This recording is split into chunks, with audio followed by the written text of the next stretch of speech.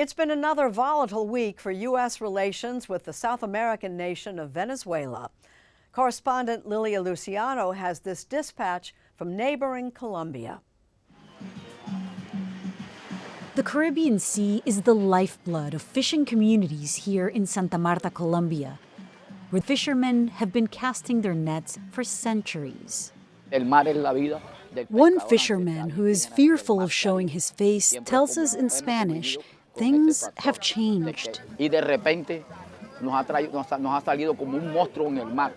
suddenly, there's a monster coming from the ocean. Some fishermen here say their way of life has been under attack since the Trump administration launched its counter-narcotics offensive, Operation Southern Spear. Since September, U.S. forces have carried out at least 22 strikes against suspected drug vessels off the Caribbean and Pacific coasts of South America, killing at least 87 people. The fear, fisherman Pedro Daniel says, is that the owner of the world decides to give an order and bomb one of us. The second of those strikes on September 15th killed Colombian national Alejandro Carranza. You remember the last time he went out fishing? Sí, salió a pescar, dijo, voy a pescar, y de ahí no ha venido más. He never came back. Carranza's father and niece learned of Alejandro's death more than a month later, when Colombian President Gustavo Petro posted on social media that, in his words, the U.S. had murdered him. They said it was him, but there's no proof or even a body. Nobody knows if it's him.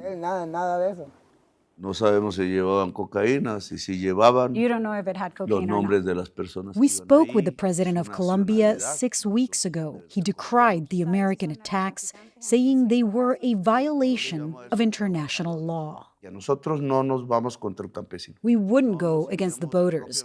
We don't kill them, we capture them, he told us. President Petro says his administration has seized thousands of tons of cocaine in recent years. On Wednesday, we flew with the Colombian Navy to a military base in the town of Coveñas, where they showed us 4.5 tons of cocaine they seized the night before. This video provided by the Colombian Navy shows the interception and seizure nearly 80 miles offshore.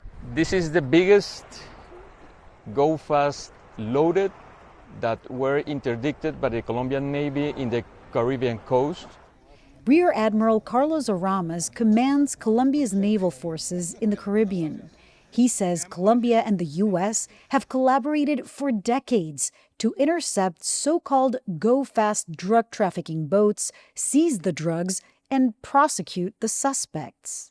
Have you seen an impact in the amount of boats that you're seeing or you're surveilling off of the Caribbean or the Pacific? No, I didn't, especially because this event show us that they are still going out. They're not stopping. They are not stopping. Neither are the boat strikes. On Thursday, the U.S. military announced this attack on an alleged drug trafficking vessel, killing 4.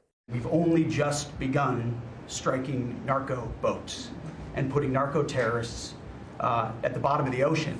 Secretary of Defense Pete Hegseth's remarks came during a tense week in Washington. He faced new questions about a September 2nd boat strike where survivors were targeted and killed in a follow-up strike. I did not personally see survivors, but I stand, because the thing was on fire. It was exploded in fire or smoke. You can't see anything. You got digital. This is called the fog of war. As Congress debates the legality of the strike, President Trump is standing by his administration's approach and suggested the military is preparing to shift its tactics. I think you're going to find that this is war, that these people were killing our people by the millions, actually. And very soon we're going to start doing it on land, too. The Pentagon says its actions in the Caribbean and Pacific are lawful under both U.S. and international law, but many legal experts have raised concerns. There's every reason to believe that the U.S. military has been conducting illegal strikes in this matter. It's a very serious thing because we are not at war, and we're not allowed to do these kinds of killings. Michael Waldman is president of the Brennan Center for Justice, a nonpartisan law and policy institute at New York University's School of Law. It would be just as illegal for the U.S. Army to see somebody on the streets in the United States and say, oh, I think they're a drug dealer, and blow them up. The Trump administration has designated these groups as narco-terrorists. Does that provide any legal protection? The laws governing terrorism are laws that were passed by Congress. They deal with things like Al-Qaeda, with armed groups trying to overthrow a government or make a military attack on the United States. Drug gangs can be terrible, can be a threat, but that doesn't make them terrorists under the law. Fishermen along Colombia's Caribbean coast make a similar argument about drug trafficking and due process. He says laws exist in the world, so when somebody makes a mistake, they pay under the law. Justice determines how.